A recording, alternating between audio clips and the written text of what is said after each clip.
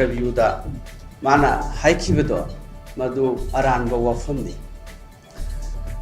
Maggi तांग अहुमदगी ngasi phawbada tha 13 henjelaba sigi sibogda करीमता वाफम ममता मणिपुर की concern तौहिद्रगा।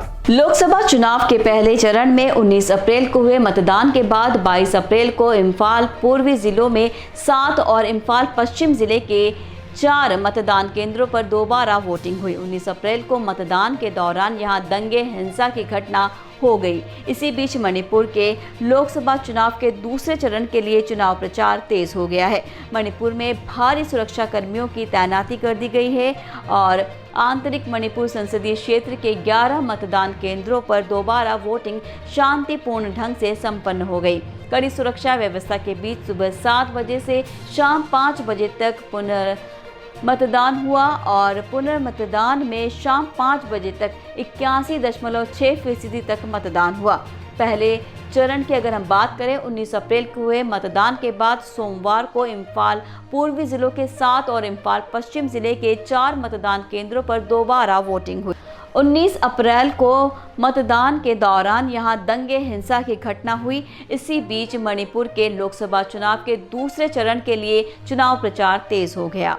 विपक्ष कांग्रेस ने बड़ी संख्या में मतदान केंद्रों पर बूथ कैप्चरिंग होने का दावा करते हुए 47 मतदान केंद्रों पर पुनर्मतदान की मांग की थी।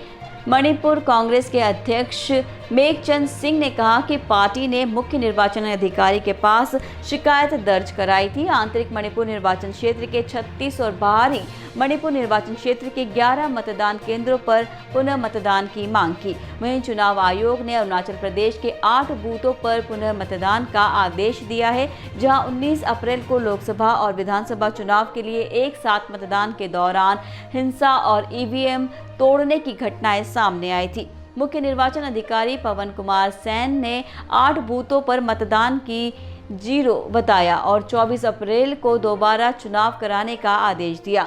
चुनाव निकाय के अनुसार पूर्वी कामेंग जिले के बामंग विधानसभा क्षेत्र के सारियो, कुरुंग और कुमे के न्यापिन विधानसभा क्षेत्र के लोंगगटे, लॉथ बोगे ने सियांग जिले के रामगोंग विधानसभा क्षेत्र के मालमोत बूथ, डिंगसेर, बोगिया, सीमू, जिम्बारी में पुनः मतदान होगा। बता दें कि मणिपुर पिछले 1 साल से जातीय हिंसा से प्रभावित है। पिछले साल 3 मई को राज्य में मैतेई और कुर्की जो समुदायों के बीच संघर्ष शुरू हुआ था। मणिपुर हाई कोर्ट ने राज्य सरकार में मैतेई समुदाय को अनुसूचित जनजाति का दर्जा देने पर विचार करने के लिए कहा था। मैतेई समुदाय की अधिकांश आबादी इम्फाल घाटी में रहती है और कुर्की जो आदिवासी समुदाय आसपास के पहाड़ियों पर रहते हैं। सरकारी आंकड़ों के मुताबिक 3 मई 2023 से 28 फरवरी 2024 तक जातीय हिंसा में 219 लोग मारे गए हैं और 60,000 लोग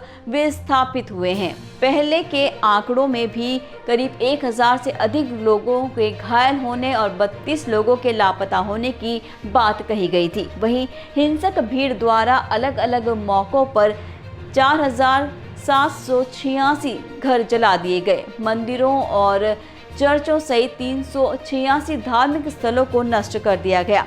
राज्य में हिंसा भड़कने और बड़े पैमाने पर जान माल के नुकसान के बाद मणिपुर हाई कोर्ट ने कुछ दिन पहले मैतेई समुदाय को एसटी दर्जा देने पर विचार करने के लिए राज्य सरकार को दिया गया अपना निर्देश वापस लिया था।